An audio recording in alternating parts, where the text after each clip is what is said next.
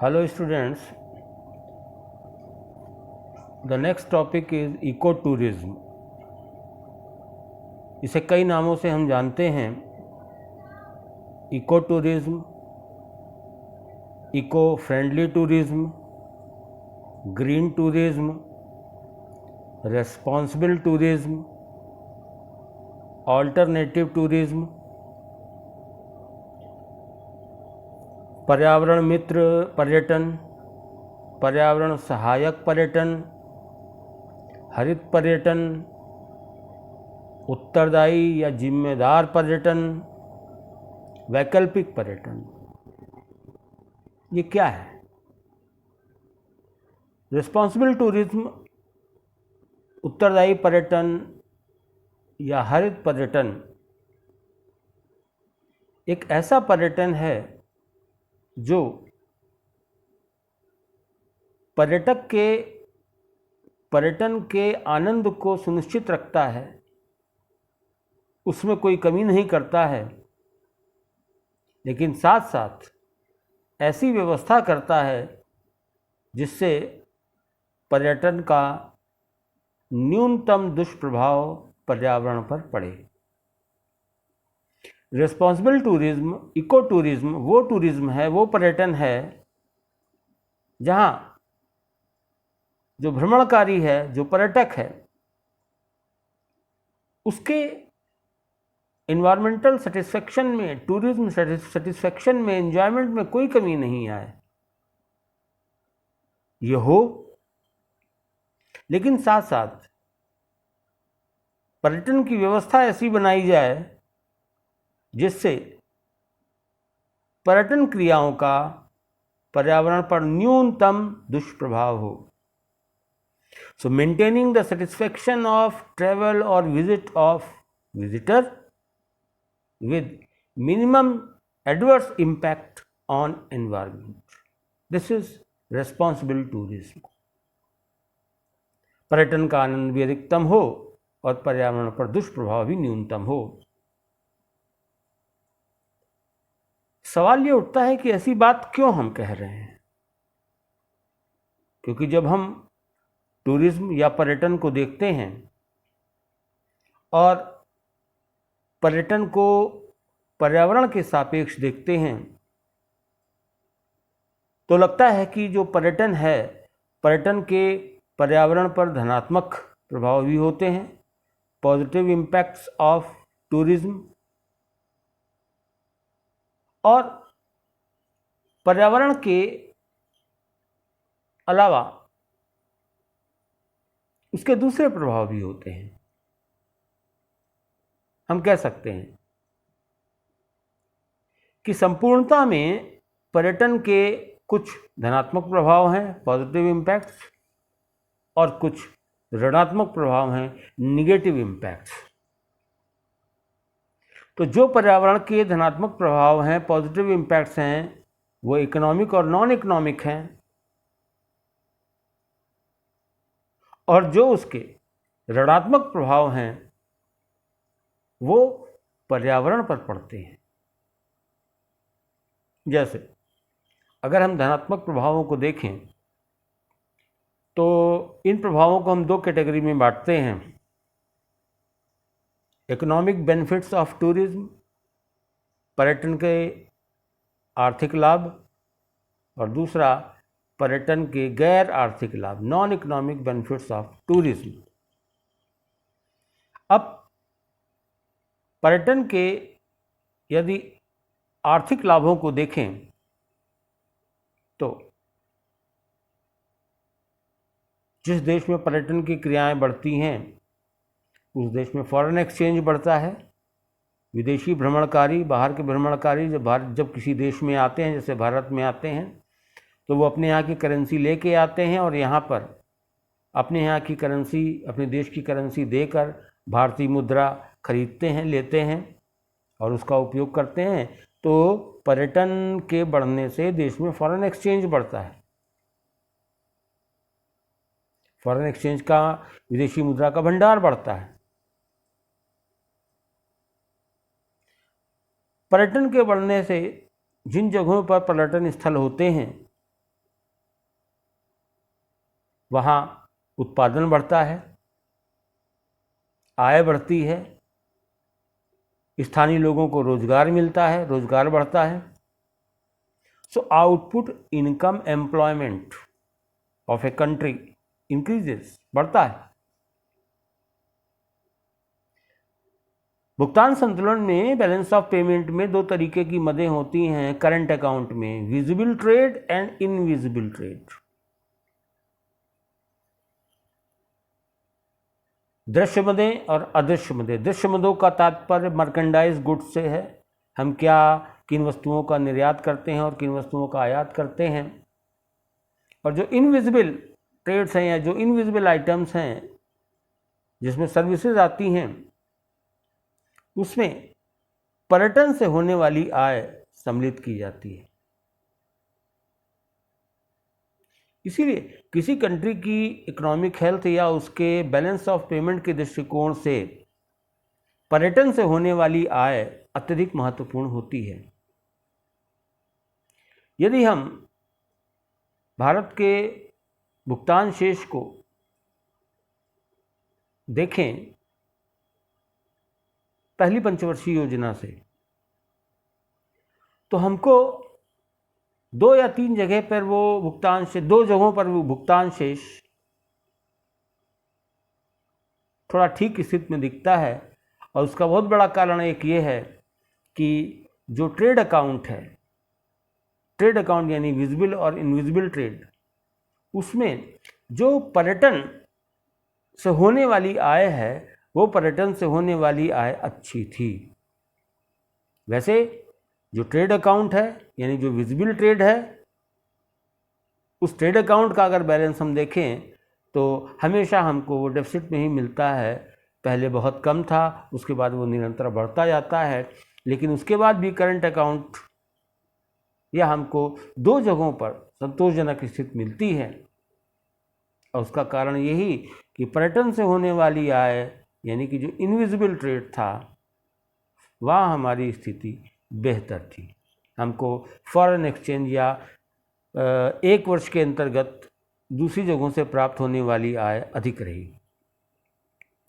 तो आर्थिक लाभों के अंतर्गत हमको पर्यटन से फॉरेन एक्सचेंज मिलता है, देश का आउटपुट बढ़ता है, देश का रोजगार बढ़ता है, आय बढ़ती है और साथ साथ संतुलित क्षेत्रीय विकास के उद्देश्य में सहायता प्राप्त होती है। बैलेंस रीजनल डेवलपमेंट का ऑब्जेक्टिव पूरा होता है, क्योंकि अगर कोई भी क्षेत्र पिछड़ा हुआ क्षेत्र है और हम उस क्षेत्र का विकास चाहते हैं, तो ग्रोथ पोल थ्योरी भी ये कहती है कि अगर हम वहाँ पे इंडस्ट्रीज़ को सेटअप कर दें या वहाँ हम कोई डेवलपमेंट प्रोजेक्ट लगा दें, तो जो पिछड़ा हुआ क्षेत्र होता है वहाँ पर कुछ इस तरीके के लिंकेज इफ़ेक्ट्स डेवलप होते हैं, जिससे कि उन जगहों पर उत्पादन, रोजगार, आय, सुविधाएं बढ़ने लगती हैं। भारत में भी दूसरी पंचवर्षीय योजनाओं के अंतर्गत जब हमने एक बड़े तरीके से औद्योगिकरण की शुरुआत की, तो शुरुआत में हमने तमाम स्टील प्लांट्स वगैरह वगैरह ऐसी जगहों पर लगाया जो जगहें अपेक्षाकृत बहुत विकसित नहीं थी। तो धीरे धीरे उन जगहों पर इंडस्ट्रियलाइजेशन होने से उन जगहों की जो बैकवर्डनेस थी वो कम हुई, क्योंकि वहाँ पर एक समृद्धि आई, उत्पादन, रोजगार, आय, सुविधाएं बढ़ी। कहने का अर्थ ये है पर्यटन भी ये काम करता है। अगर किसी भी स्थान पर कोई पर्यटन केंद्र है, कोई पर्यटन महत्व की साइट है, हम भारत में ही अपने आसपास अगर देखें, सोचें, तो हमको ये पता चलता है कि बहुत सारे ऐसे पर्यटन स्थल हैं जो बहुत ही ज़्यादा आकर्षक हैं, जहाँ विदेशी भी आते हैं, लेकिन वे पर्यटन स्थल ऐसी जगहों पे हैं जो जगहें अपेक्षाकृत बहुत विकसित नहीं हैं। तो जो जगहें बहुत अपेक्षाकृत विकसित नहीं हैं, लेकिन वहाँ पर अगर कोई पर्यटन आकर्षण का केंद्र है, कोई बेहतर टूरिस्ट साइट है, प्लेस है, तो केवल मात्र उसकी उपस्थिति से ही अगर थोड़ा हम उसका विकास कर दें, तो उस पिछड़ी हुई जगह का विकास हो जाता है वहाँ रोजगार, आय, उत्पादन और सुविधाएं बढ़ती हैं। इसका मतलब है कि पिछड़े क्षेत्रों के विकास में भी पर्यटन सहायक है। Economic benefit. पर्यटन का एक और आर्थिक प्रभाव यह है कि पर्यटन आय और उत्पादन को गुणक प्रभाव से बढ़ाता है। There is multiplier effect. किसी जगह पे कोई पर्यटन केंद्र है, देश विदेश से वहाँ पे निरंतर भ्रमणकारी आते हैं। उन जगहों पर तमाम रेस्टोरेंट्स हैं, दुकानें हैं, टैक्सीज हैं, होटल्स हैं। भ्रमणकारी आते हैं, उन जगहों पर रुकते हैं, होटल में पैसा देते हैं, रेस्टोरेंट में खाते हैं, वहाँ पैसा देते हैं, दुकानों से सामान खरीदते हैं, वहाँ पैसा देते हैं। जो टैक्सी ओनर्स हैं, व्हीकल्स वाले हैं, उनको पैसा देते हैं। वो टूरिस्ट साइट का एंजॉयमेंट लेते हैं, वहाँ पर एक्सपेंडिचर करते हैं, और उनके द्वारा जो भी किए गए व्यय हैं वो उस पर्यटन केंद्र पर लोगों की आय है, इनकम है। अब होटल वाले को भी पैसा मिला, रेस्टोरेंट वाले को भी पैसा मिला, दुकान वाले को भी पैसा मिला, टैक्सी वाले को भी पैसा मिला, सबको पैसा मिला। और जिसकी जिसकी इनकम बढ़ेगी वो उस बढ़ी हुई आय या उस पैसे का उपयोग अपने संतोष को बढ़ाने के लिए अतिरिक्त वस्तुओं और सेवाओं की खरीद में करेगा। हम जानते हैं एक उपभोक्ता के रूप में प्रत्येक व्यक्ति अपनी आवश्यकता की चीज़ें, पहले आवश्यक आवश्यकताएं और फिर लग्जरीज, उनको खरीदता है। तो किसी टूरिस्ट प्लेस पर जितने भी लोगों को आय मिलेगी, उनकी आय जब बढ़ेगी तो उनकी परचेजिंग बढ़ेगी। अगर कोई कपड़े की दुकान से कपड़ा खरीदेगा तो कपड़े की दुकान वाले की आय बढ़ेगी, तो वो भी आगे कुछ खरीदेगा।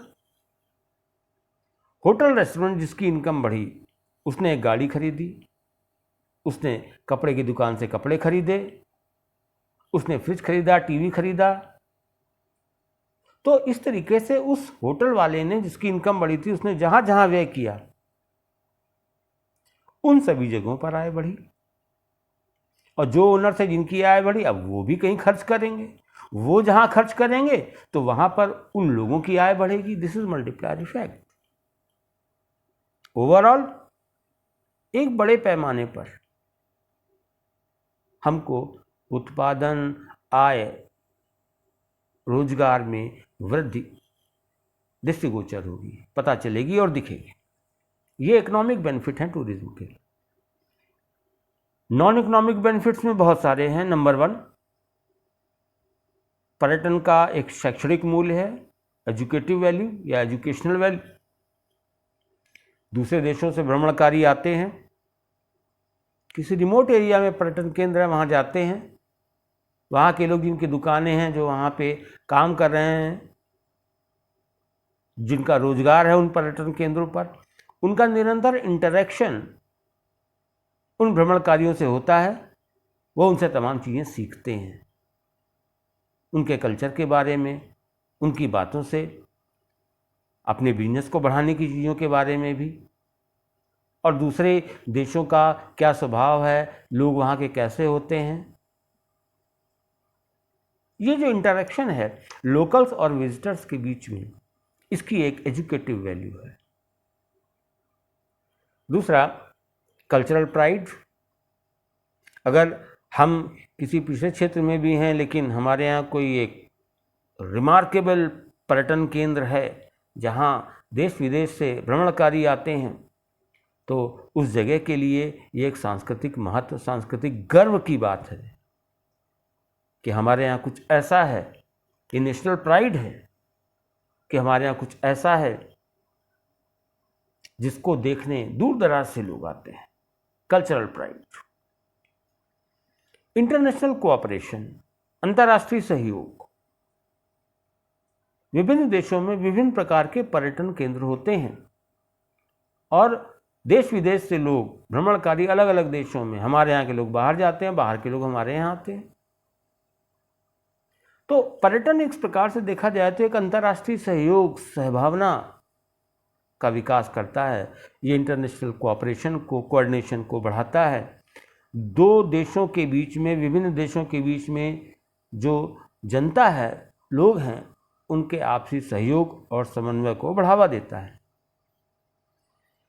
पॉलिटिकल रिलेशंस, कई बार अच्छे पर्यटन केंद्रों की उपस्थिति के द्वारा जब एक देश के लोग दूसरे देशों में जाना चाहते हैं, दूसरे देश के लोग पहले देश में जाना चाहते हैं, एक्स कंट्री के लोग वाई कंट्री में जाकर पर्यटन केंद्रों को देखते हैं, जाना चाहते हैं, और वाई के लोग एक्स में आना चाहते हैं,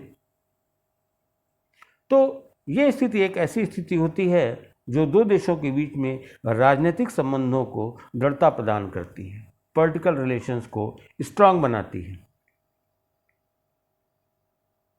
अगर कोई जगह पर्यटन महत्व की होती है, टूरिस्ट सेंटर होता है, टूरिस्ट अट्रैक्शन का प्लेस होता है, तो सरकार भी उन जगहों पर निवेश ज़्यादा करती है और कोशिश करती है कि उन जगहों के स्टेटस को मेंटेन किया जाए, उन पर्यटन स्थलों की खूबसूरती को, उनकी सुंदरता को और उनके महत्व को बनाए रखा जाए।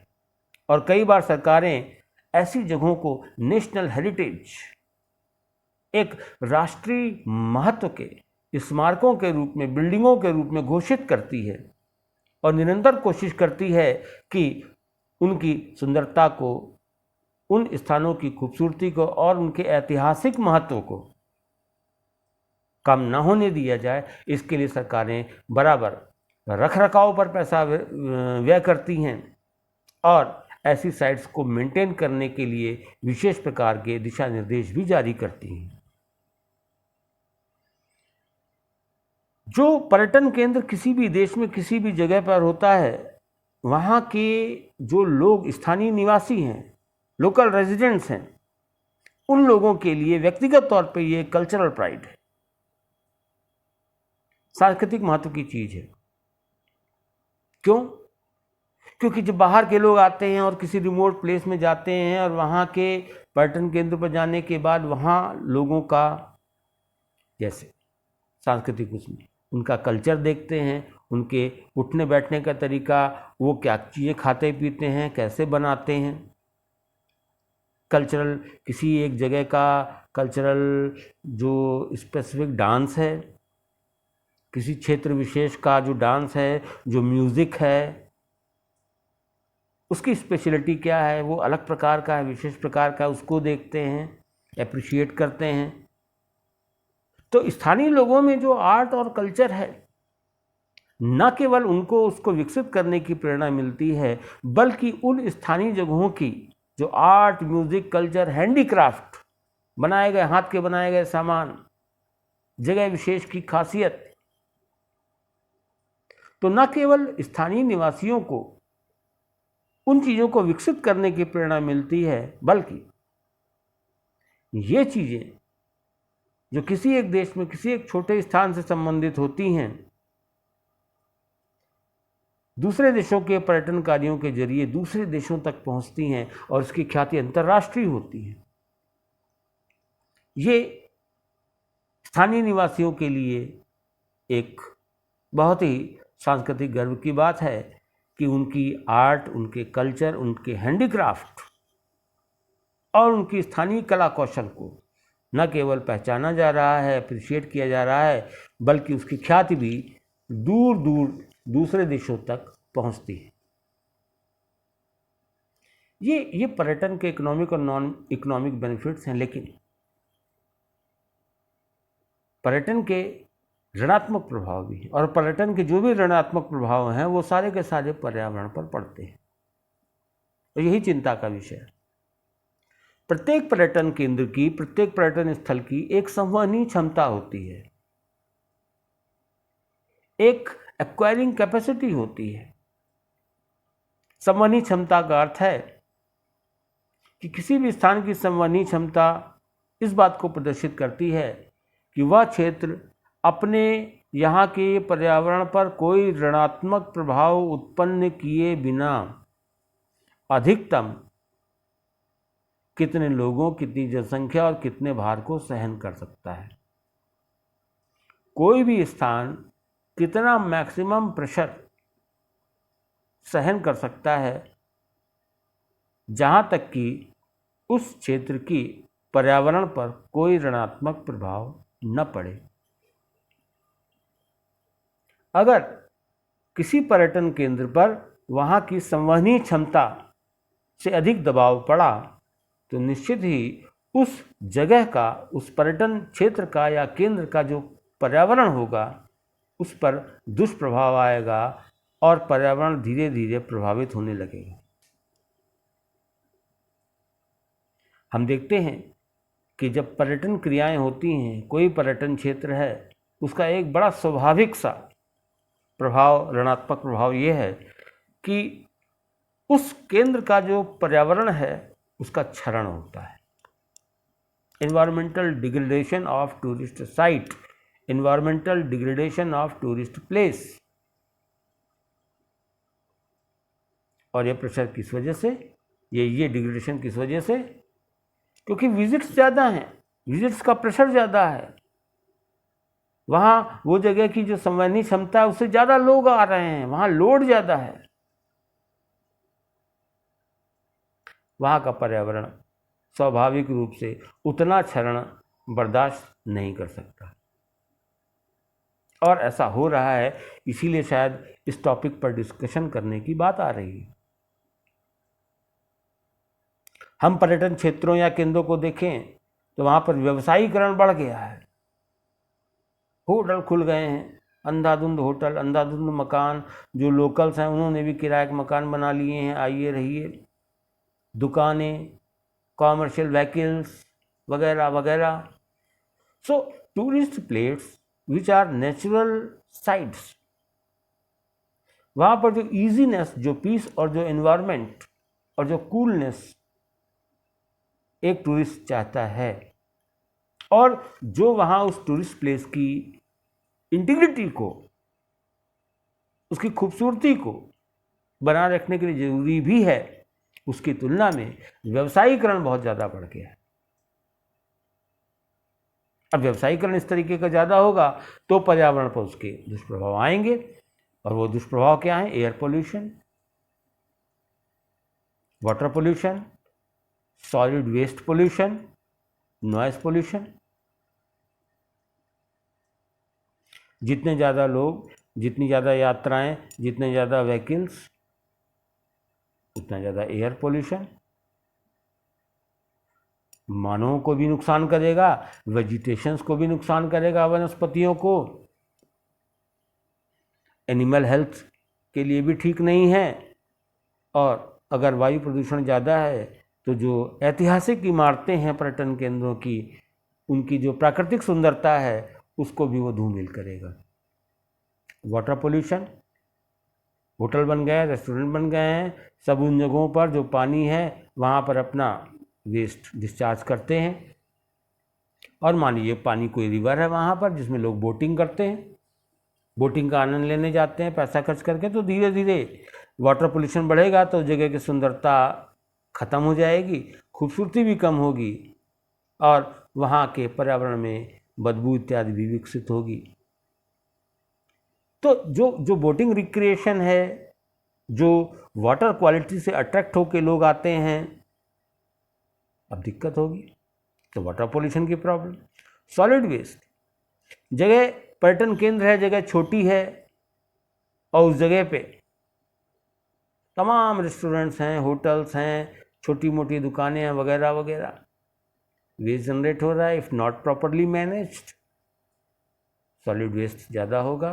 अगर सॉलिड वेस्ट प्रॉपरली मैनेज नहीं है तो कूड़ा करकट, गंदगी, land pollution, site pollution, soil pollution, ये दिक्कतें सामने आएंगी। ज़रूरत से ज़्यादा व्हीकल्स अगर जाएंगे, लोग पर्यटन केंद्रों पर, टूरिस्ट प्लेसों पर जाके बहुत ज़्यादा म्यूज़िक बजाएंगे, डांस करेंगे, शोर मचाएंगे, नॉइस पोल्यूशन। नॉइस पोल्यूशन ना केवल ह्यूमंस को प्रभावित करता है बल्कि बर्ड्स और एनिमल्स को भी इरिटेट करता है, क्योंकि इस तरीके का जो प्रकृति के अतिरिक्त जो आवाज़ इस तरीके की तेज है, प्रकृति ने उनको इन आवाज़ों को सुनने के लिए नहीं बनाया है। So noise pollution irritates humans and it irritates also birds and animals. Tourism is smokeless industry. हम अगर पर्यटन को देखें तो पर्यटन उद्योग में धुआं नहीं है, जैसा कि सामान्यतः उद्योगों में उत्पादन होता है तो चिमनी से धुआं निकलता है। इंडस्ट्रीज में स्मोक होता है और उससे एयर पोल्यूशन होता है। उद्योगों में उत्पादन होता है तो धुआं निकलता है चिमनी से और उससे एयर पोल्यूशन होता है। लेकिन पर्यटन में कोई धुआं नहीं है, लेकिन फिर भी जो पर्यटन है वो प्रदूषण उत्पन्न करता है। तो टूरिज्म इज स्मोकलेस इंडस्ट्री। अब प्रॉब्लम क्या है? प्रॉब्लम ये है कि साहब हम टूरिज्म को बढ़ाना चाहते हैं, क्योंकि टूरिज्म जब बढ़ता है तो उससे इकोनॉमिक और नॉन इकोनॉमिक बेनिफिट्स मिलते हैं, वो चाहिए। लेकिन जितना ज़्यादा आप टूरिज्म को बढ़ाएंगे, जितना ज़्यादा इकोनॉमिक और नॉन इकोनॉमिक बेनिफिट्स आपको मिलेंगे, उतना ही ज़्यादा निगेटिव इम्पैक्ट्स भी आएंगे और आपका पर्यावरण भी दूषित प्रदूषित होता जाएगा। Air, water, solid waste, noise pollution बढ़ता जाएगा। अब हमको इकोनॉमिक बेनिफिट्स और नॉन इकोनॉमिक बेनिफिट्स तो चाहिए, लेकिन पोल्यूशन नहीं चाहिए। लेकिन पहला काम करेंगे तो दूसरा होगा। Now one has to make a balance. एक सामंजस्य अब हमको बनाना पड़ेगा, और जो सामंजस्य है वो ये है कि हम पर्यटन के स्वरूप को इस प्रकार से परिवर्तित करें, पर्यटन के स्वभाव को इस प्रकार से परिवर्तित करें कि जो पर्यटन का आनंद है, जो पर्यटन का अनुभव है, जो पर्यटन की अनुभूति और सुख है, वो बना रहे। लेकिन पर्यटन क्रियाएं इस प्रकार से हों कि पर्यावरण पर जो पड़ने वाला ऋणात्मक प्रभाव है, निगेटिव इफेक्ट है, वो न्यूनतम। This is responsible tourism, this is eco friendly tourism. और अगर ऐसा हमको करना है, इस प्रकार से बनाना है इसको, रिस्पॉन्सिबल टूरिज्म को, इको फ्रेंडली टूरिज्म को, ग्रीन टूरिज्म को, तो इसके लिए टूरिज्म प्लानिंग जरूरी होती है, पर्यटन नियोजन जरूरी होता है। और पर्यटन नियोजन को तैयार करने की जो जिम्मेदारी है, अगर किसी भी देश में कहीं पर भी हम चाहते हैं कि रिस्पॉन्सिबल टूरिज्म हो, इको टूरिज्म हो, तो टूरिज्म प्लानिंग अथॉरिटी के द्वारा की जाएगी, सरकार के द्वारा की जाएगी। जैसे कि सरकारों के जो पर्यटन विभाग होते हैं, उनके माध्यम से जो टूरिज्म का स्ट्रक्चर होगा, जो टूरिज्म का तरीका होगा, जो उसकी गाइडलाइंस होंगी, जो उसके नोटिफिकेशंस होंगे, रूल्स रेगुलेशंस होंगे, वो देश के पर्यटन विभाग के द्वारा बनाए जाते हैं, जिनका उद्देश्य है कि जो टूरिज्म है वो रिस्पॉन्सिबल हो सके। इसको हम टूरिज्म प्लानिंग कहते हैं।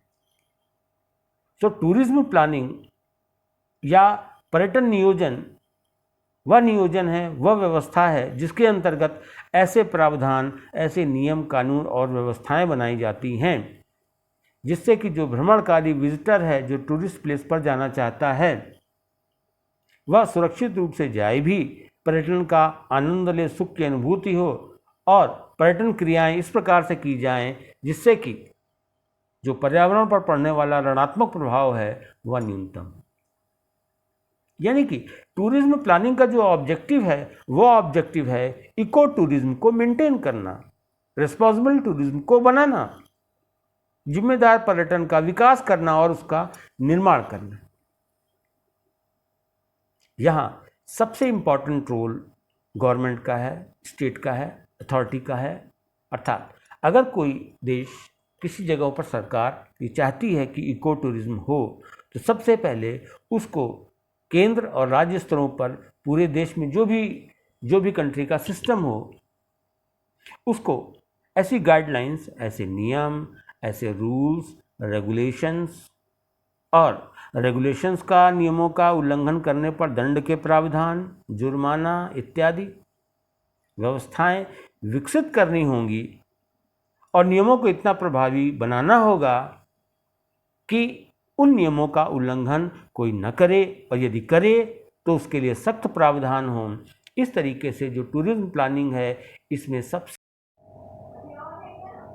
सबसे इम्पॉर्टेंट रोल गवर्नमेंट का तो है ही, और सरकार के नोटिफिकेशंस, रूल्स और रेगुलेशंस के बेसिस पर, उसके आधार पर दो और लोगों की भूमिका अत्यंत महत्वपूर्ण हो जाती है। एक टूर ऑपरेटर्स, ट्रैवल एजेंसीज, और दूसरा लोकल्स, यानी जो पर्यटन केंद्र हैं वहाँ पर रहने वाले स्थानीय लोग। इको टूरिज्म को बनाने में जहाँ एक और गवर्नमेंट का रोल सबसे ज़्यादा इम्पॉर्टेंट है, वहीं दूसरा जो टूर ऑपरेटर्स हैं उनकी भूमिका भी अत्यधिक महत्वपूर्ण है। जो टूर ऑपरेटर्स हैं, जो ट्रैवल एजेंसीज़ हैं, जो भ्रमणकारियों को कहीं किसी पर्यटन स्थान पर ले जाते हैं, उन जगहों को दिखाते हैं और पूरे ग्रुप को ले जाकर दिखाने के बाद लौटाकर वापस लाते हैं। भ्रमणकारी दूसरी जगहों से आ रहे हैं, उनको क्या करना है और क्या नहीं करना, what to do and what not to do, इसकी जानकारी बहुत ज़्यादा नहीं है। एक रिस्पॉन्सिबल टूर ऑपरेटर को जो इको फ्रेंडली सेटअप में है, देश में सरकार के दिशा निर्देशों में ऐसी व्यवस्था होनी चाहिए कि यह टूर ऑपरेटर की भी जिम्मेदारी है कि जब भ्रमणकारी आए, कोई टूर ग्रुप तैयार हो, उसको कहीं ले जाना है, पहले वो ग्रुप के मेंबर्स को टूर ऑपरेटर ग्रुप के मेंबर्स को बैठाए, जो पर्यटन स्थल है, केंद्र है, उसके विषय में बताए, ब्रीफिंग करे, वहाँ भ्रमणकारियों को क्या करना चाहिए और क्या नहीं करना चाहिए यह बताए, वहाँ से संबंधित फोटो दिखाए, पैम्फलेट्स दे, बुक्स दे, लिटरेचर दे, फोटोज़ दिखाए, वीडियोज़ दिखाए और एजुकेट करे टूर के मेंबर्स को कि हम आपको वहाँ ले जा रहे हैं, ये चीज़ें हैं वगैरह वगैरह, और आपको वहाँ पर एक इको फ्रेंडली टूरिस्ट के रूप में क्या करना चाहिए और क्या नहीं करना चाहिए। वहाँ जो पर्यटन केंद्र है उसकी संवेदनशीलता के बारे में बताए। ये एक जिम्मेदार पर्यटन के अंतर्गत जो टूर ऑपरेटर है, ये उसका दायित्व है, ये उसकी ड्यूटी है। सरकार के नियमों में ऐसा प्रावधान होना चाहिए और जो टूर ऑपरेटर है उसको भी एक रिस्पॉन्सिबल टूर ऑपरेटर होना चाहिए। इको टूरिज्म को बनाने में और इको टूरिज्म प्लानिंग को सक्सेसफुल करने में गवर्नमेंट, टूर ऑपरेटर के बाद जो तीसरी प्रमुख भूमिका आती है वो लोकल्स की है, स्थानीय लोगों की है।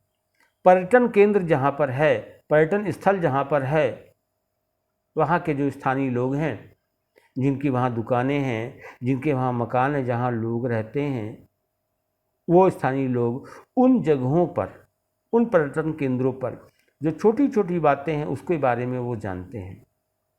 क्या करने से वहाँ समस्या उत्पन्न होगी ये वो जानते हैं। तो भ्रमणकारियों को वहाँ पर क्या करना चाहिए और क्या नहीं करना चाहिए, जो लोकल्स हैं उनकी भी ये ड्यूटी है कि भ्रमणकारियों में से किसी को अगर कोई ऐसा कार्य करते देखें जिससे कोई असुविधा हो सकती है, समस्या हो सकती है, तो उसको टोक दें। जो नियमों के विरुद्ध काम है, अगर वो कर रहा है, उसको टोक दें। अगर वो नहीं मानता है तो अथॉरिटी को शिकायत कर दें कि साहब ये रूल्स के अगेंस्ट काम कर रहे हैं यहाँ पर, तो ये ठीक नहीं है, इनको देखिए, चेक करिए। और लोकल्स की एक और जिम्मेदारी है, जिम्मेदारी ये है कि बाहर से आने वाला व्यक्ति आपके यहाँ, आपकी जगहों को नहीं जानता, आप यहाँ का सब कुछ जानते हैं। उसको देश की गरिमा को ध्यान में रखते हुए एक ईमानदार स्थानीय नागरिक के नाते उसको बहुत सी चीज़ें बताएं, वो कुछ पूछता है उसका सहयोग करें, उसको उन जगहों के महत्व के बारे में अपने स्तर से बताएं, उसके साथ सामानों को बेचने खरीदने में चीटिंग ना करें इत्यादि।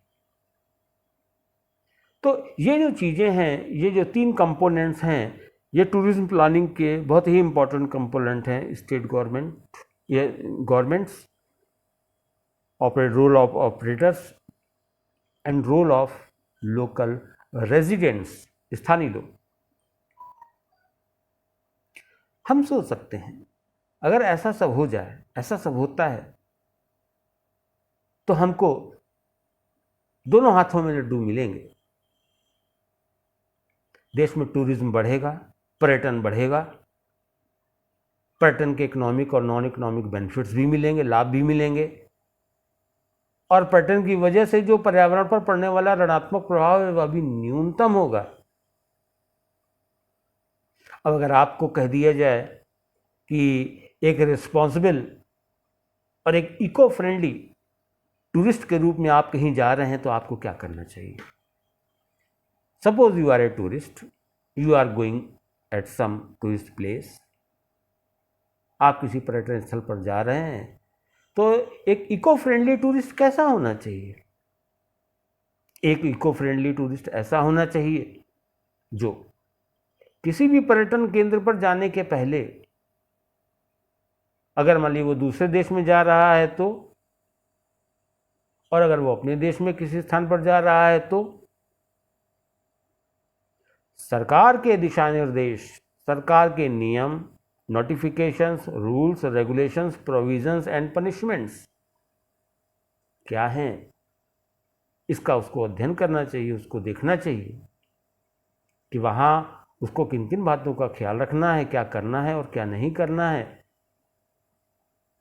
क्या वो कर सकता है, और अगर क्या वो नहीं कर सकता, उसको उसने किया तो उसके रिपरकशंस क्या होंगे। एक रिस्पॉन्सिबल टूरिस्ट, एक इको फ्रेंडली टूरिस्ट का ये दायित्व है कि जाने के पहले वो थोड़ा ये स्टडी करे। फिर अगर आप जा रहे हैं किसी दूसरे देश में तो, या अपने देश में किसी स्थान पर, तो एक जिम्मेदार टूरिस्ट ऑपरेटर का चयन करें, एक ऐसे टूरिस्ट ऑपरेटर का सिलेक्शन करें जिससे बात करने पर आपको ये पता होना चाहिए कि ये टूरिस्ट ऑपरेटर ऐसा है जो इको फ्रेंडली, जो रिस्पॉन्सिबल टूरिज्म और गवर्नमेंट के नियम और कानूनों को जानता है, जानकार है। ये हमको, हाँ, ये हमारे ट्रैवल को, ये हमारे पर्यटन के अनुभव को सुरक्षित रखेगा, ये हमको सुरक्षित ले जाएगा और सुरक्षित ले आएगा, और हम नियमों के विरुद्ध कुछ भी नहीं करेंगे। ऐसे ट्रैवल ऑपरेटर का चयन करें। दूसरी बात, जब आप जा रहे हैं तो रास्ते में कुछ चीज़ों का खुद ध्यान रखें। अगर कुछ लोग हैं तो अलग अलग गाड़ियों से ना जाएं, पूल्ड कार कर लें। अगर कार ऐसी है रास्ते में जो धुआं बहुत कर रही है जरूरत से ज़्यादा, तो ऑब्जेक्शन करें। रास्ते भर खाना खाने के पश्चात, चीज़ों को खाने के पश्चात रास्ते भर कूड़ा बिखेरते हुए न जाएं। आपकी कोशिश होने की चाहिए कि जब पर्यटन स्थल पर जाएं तो वहाँ पर अनावश्यक नॉइस उत्पन्न ना करें। अगर आप पूल्ड कार से जाएंगे, कम गाड़ियों से जाएंगे, तो नेचुरली व्हीकल से जो नॉइज़ होता है वो कम होगा। अनावश्यक म्यूज़िक सिस्टम वगैरह नहीं बजाएंगे, डांस शोर नहीं करेंगे, तो आसपास का पर्यावरण और जो बर्ड्स हैं, जो एनिमल्स हैं, उनको स्ट्रेस नहीं होगा। ये मत कीजिए। झरना है, नदी है, अनावश्यक नहाइए मत। साबुन आबुन, डिटर्जेंट, कपड़ा वपड़ा वहाँ मत धोइए। पोल्यूशन मत कीजिए, वाटर पोल्यूशन। जो खा पी रहे हैं उनके सामानों को इधर उधर मत फेंकिए। निर्धारित स्थानों पर कूड़ा करकट को फेंकिए, रास्ते में कूड़ा करकट को मत फेंकिए।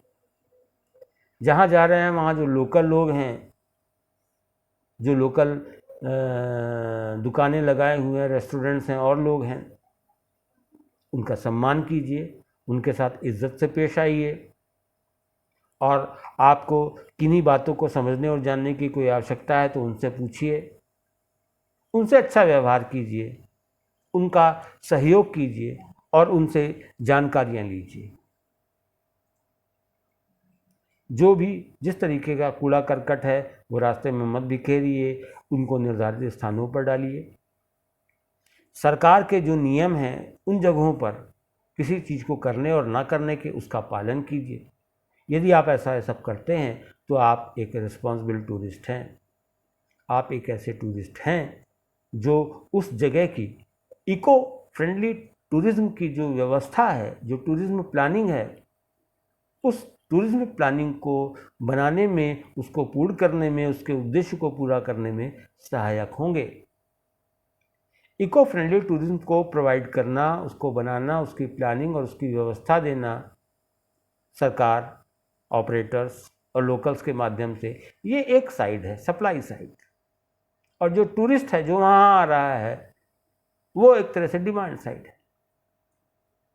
तो अगर किसी जगह पर, किसी जगहों पर हम चाहते हैं कि जो ग्रीन टूरिज्म है, जो हरित पर्यटन है, उसका उद्देश्य पूरा हो, टूरिज्म सेटिस्फेक्शन भी मैक्सिमम मिले, टूरिज्म एन्जॉयमेंट भी मैक्सिमम मिले, जो विजिटर दूर से पैसा लगा कर आ रहा है उसको जो सुख और जो आनंद की अनुभूति की चाह है उस पर्यटन स्थल पर, वह उसको प्राप्त हो, लेकिन उसके साथ साथ पर्यावरण पर जो प्रभाव है, ऋणात्मक प्रभाव है, वह भी न्यूनतम पड़े। तो यहाँ पर जो टूरिज्म प्लानिंग की व्यवस्था है, जो इको टूरिज्म बनाने का सेटअप है, उस टूरिज्म प्लानिंग में स्टेट गवर्नमेंट, जो टूर ऑपरेटर्स हैं और जो लोकल्स की ड्यूटी है वो तो हो ही, साथ साथ एक टूरिस्ट के रूप में हमको भी ये ध्यान रखना चाहिए कि हमको उस जगह की व्यवस्था को बनाने में अपना सहयोग देना चाहिए।